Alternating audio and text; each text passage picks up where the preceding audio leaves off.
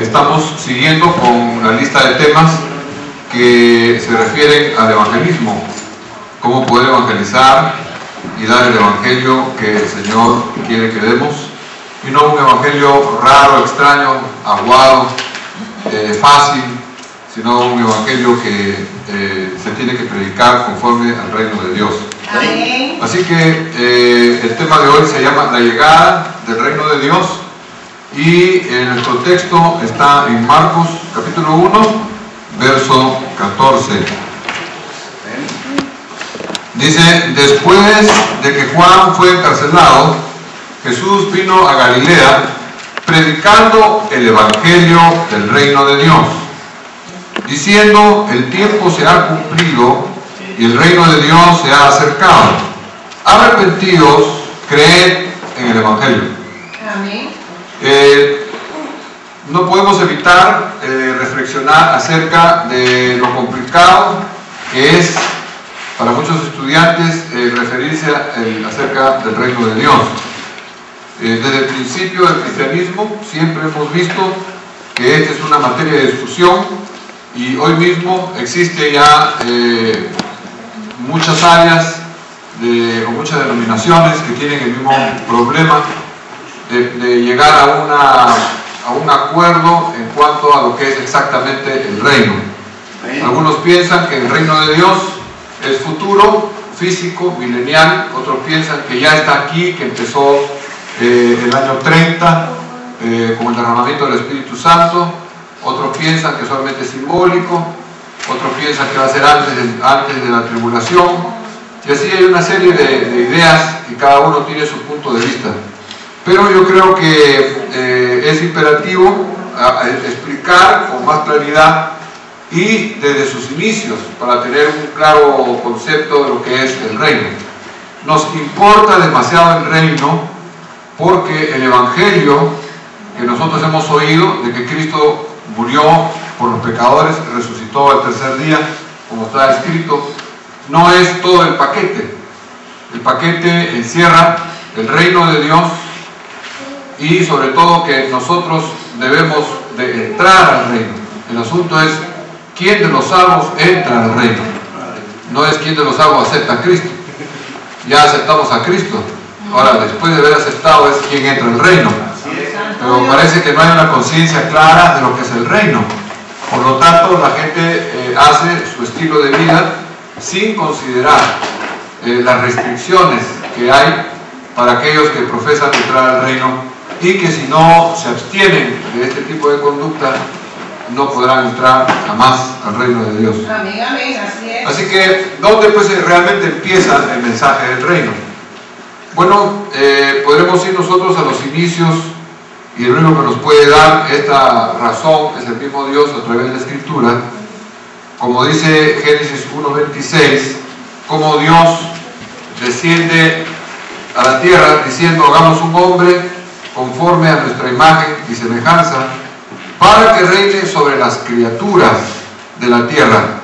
Y así creó Dios a Adán y a Eva. Pero como ellos desobedecieron, porque fueron engañados por la serpiente, que vendría a ser el mismo Satanás, el reino que se instaló en la tierra con el rey llamado Adán, ahora el reino es traspuesto, es quitado del reino de los hombres y trasladado al reino de Satanás. Ahora Satanás toma el reinado de la tierra, y el hombre pasa a ser un esclavo del pecado. El imperio que Satanás va a formar en la tierra es el imperio de la muerte. Y ahí que el hombre pasa a ser un esclavo de sus deseos, de sus pasiones, de sus placeres prohibidos, de todo lo que es contra el espíritu, convirtiéndose en un esclavo del pecado, y como tal tiene que morir. Por eso que todo el que nace de Adán muere, porque su naturaleza está contaminada, su naturaleza carnal no puede sujetarse a la ley de Dios, no puede obedecer a Dios. Por lo tanto, Dios tiene que traer juicio de condenación sobre los seres humanos.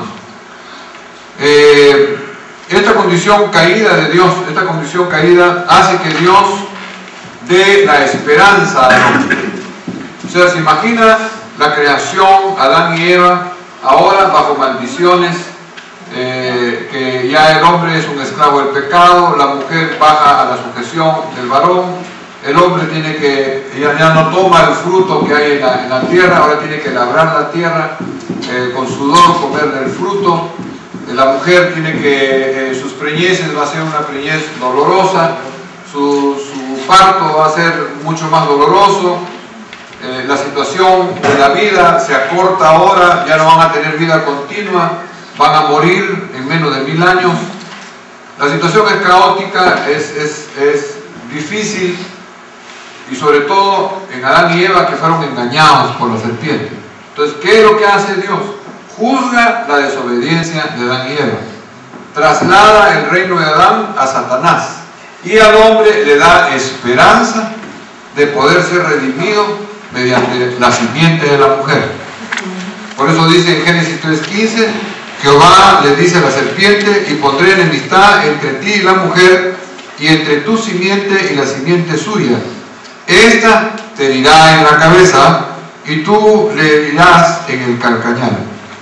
Note que si Dios hubiera podido destruir al diablo, Dios hubiera podido intervenir en medio de esa situación difícil, castigar a Adán, quitar al diablo que había invadido territorio adánico, el reino. Dios hubiera podido ejecutar ahí su juicio y todo hubiera podido volver a la normalidad después de cumplidas algunas sentencias. Pero el asunto de Dios era que el reino físico, el reino, debería ser intervenido por Jesucristo, que es la razón por la cual fueron creadas todas las cosas. Entonces Dios, en vez de intervenir Él, más bien prepara el terreno para que el Hijo intervenga y sea el mismo Hijo quien destruya el reino invasor, el reino de Satanás. Por eso es que Dios no actúa. En muchas ocasiones nosotros decimos: ¿por qué Dios no actúa? ¿Por qué Dios no ejecuta? ¿Por qué Dios no hace? Porque Dios lo puede hacer, tiene el poder para hacerlo. Pero Dios ha querido que el Hijo sea el que tome acción sobre las criaturas, ya que las criaturas fueron hechas para Él, por Él y en Él. Así que Dios abre puertas para que Jesús, en el tiempo señalado, pueda entrar y herir en la cabeza a la serpiente. Herir en la cabeza significa que el reino de Dios o el reino de Satanás, la cabeza es el reino. No está hablando de la cabeza literal de Satanás, sino que el reino de Satanás, él es la cabeza del reino, o la cabeza de su reino. Al herirlo a él, o al herir el reino, se hiere a Satanás. Por eso que él herirá en tu cabeza. Dice él, no dice él te matará, solamente dice él te herirá en la cabeza. Él hará una herida en tu reino, que tú empieces a caer hasta que todas tus obras sean destruidas. Por lo que Jesús vino a deshacer las obras del diablo.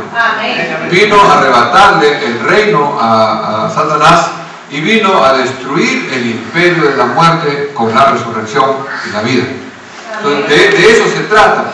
Yo creo que la manera más efectiva de poder uno disfrutar la vida cristiana es entender desde cómo Dios proyecta todo el programa salvífico. No desde por qué Dios no nos comprende, por qué Dios no nos entiende.